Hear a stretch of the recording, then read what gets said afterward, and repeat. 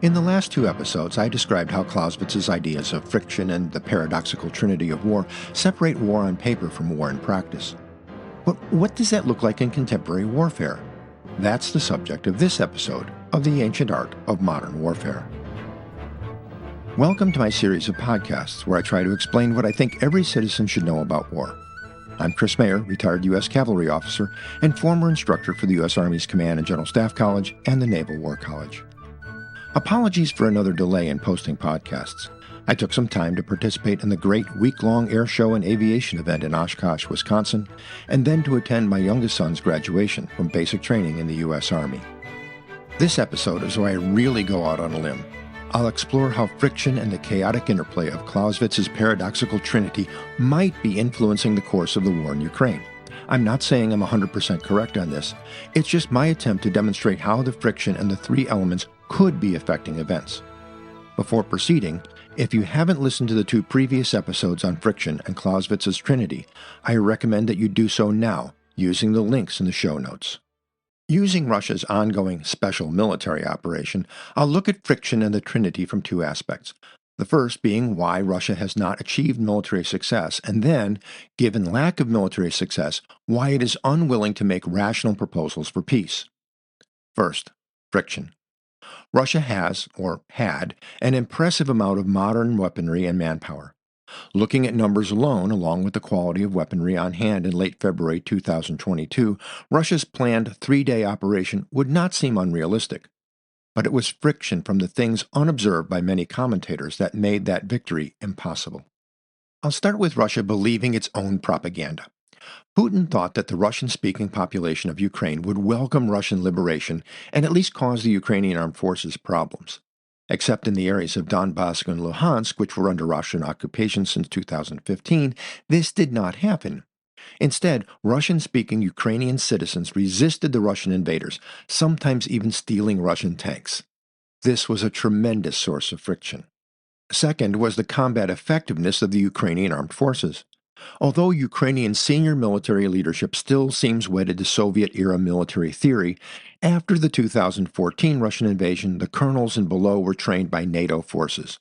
This means that at the brigade level and below, Ukrainian armed forces demonstrate initiative and flexibility. Russian military units were not prepared for this. Now, superior numbers could overcome this source of friction, but not within the expected 3 days. Moscow's desire for secrecy, even from its own military, created more friction and, contrary to expectations, degraded Russian military capability. Russia claimed that its deployment of forces before the invasion were merely training exercises with Belarus. Apparently, some Russian units believed that and wound up launching the attack without their combat load of ammunition and sometimes armed only with training munitions. This friction led to more friction, this time from the weather.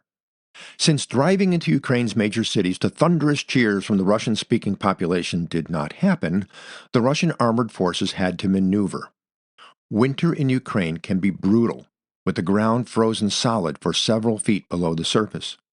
The winter of 2022 was not that brutal. In many cases, Russian armored vehicles trying to maneuver cross-country broke through the frozen layer and sank into the mud. Combined with other elements of friction, success was delayed, at least into March. In March, Ukraine turns to mud, as known by every military that ever fought in Ukraine. Nothing moves. Now comes the most serious source of friction, one that continues to plague the Russian armed forces: logistics. Russia planned to win in 3 days, so using Russian doctrine going back to the Soviet era, they launched with 3 days of supply on hand. After 3 days, they ran short of fuel, ammunition, and food. Logistics resupply was stuck on roads that were backed up because the combat vehicles couldn't maneuver cross-country. Soldiers took to looting, sometimes even from other Russian units. They probably would have gone to looting anyway, but now the soldiers were stuck, denied their easy victory, hungry, and otherwise frustrated. Discipline breaks down. And I haven't even gotten to the point of describing friction caused by poorly trained soldiers, draftees who don't want to be in the Russian army, or the politics and infighting of Russian officers at all levels, or drones, or mercenaries. Now, some of these factors might not fit Clausewitz's definition of friction. He perceived friction as being the myriads of things that you cannot quite foresee. Some of these things I just mentioned should have been foreseen. Apparently they were not foreseen or planned for by Russia, so I include them as friction. So if they did not achieve their immediate goals and are reduced to World War I trench warfare tactics, if the cost of continuing the war cannot be realistically offset by any likely victory, why does Russia continue the war? For this, I'll move to the paradoxical Trinity. I'll start with the proposition that the current situation is unacceptable to any of the principal parties to this conflict and is embarrassing to Russia. It has not achieved its stated goals and does not seem that it will force peace on Ukraine anytime soon. Recently, Ukraine even demonstrated the ability to take the war to Russia. Despite this reality, Putin's demands for ending the war border on fantasy. Rather than admitting defeat, Putin wants Ukraine to give Russia the territory Russia currently occupies and territory that Russia has not yet been able to seize. Putin also demands Ukrainian demilitarization and neutrality, with promises similar to those Russia gave in 1994 when Ukraine surrendered its nuclear weapons. It's easy to say that Putin is delusional, but it could be that he is struggling to balance the chaotic interplay of the people, their government, and the military. Some think of Russia as being under the iron rule of Vladimir Putin. There is a deeper reality, as it has always been in most dictatorships. The oligarchs who control so much of Russia's economy and who seem to be dependent on Putin are generally in it for themselves. Their power may depend on Putin, but they also have their own power structures which can make things very difficult for Putin to get exactly what he wants of them. After the example of Prigozhin's unfortunate accident, they may not overtly oppose Putin, but they can come up with any number of excuses for not providing all the support Putin asks for. If Putin seems weak or admits defeat, however, this will threaten the privileges that they enjoy because of him. Russian military commanders operate under the Soviet style of command by detail directive and are distrustful of initiative at any level. They exist in a damned if you do and damned if you don't situation. If you attack aggressively and lose, you'll be fired. If you attack aggressively and win, you may be considered a threat by Moscow and by your peers.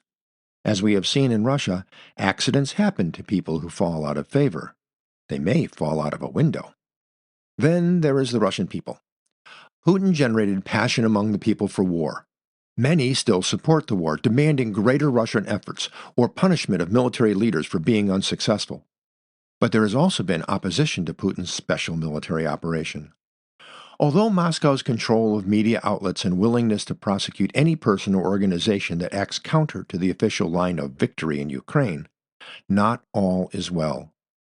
In addition to recent mass protests against Putin's actions against political opposition, there are protests against the war itself.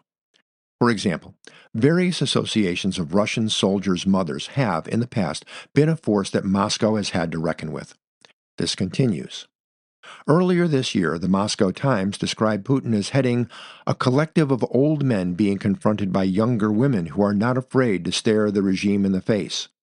The cult of the mothers as the true defenders of the motherland, carefully preserved from Soviet times, might swing against him. These optics are not in Putin's favor. Putin's orchestration of the Trinity worked well for him in the past. The Trinity seems more chaotic now, and will complicate any rational movement towards ending the war. Friction kept Russia from winning. The chaotic Trinity may be keeping the war going. There are other examples of modern conflict that demonstrate how these 19th century concepts still keep real warfare distinct from theory. Maybe you can try to look for these yourselves the next time you start to wonder why an armed conflict isn't progressing or ending the way it should. But in the meantime, hit like, follow, and come back to the next episode of The Ancient Art of Modern Warfare.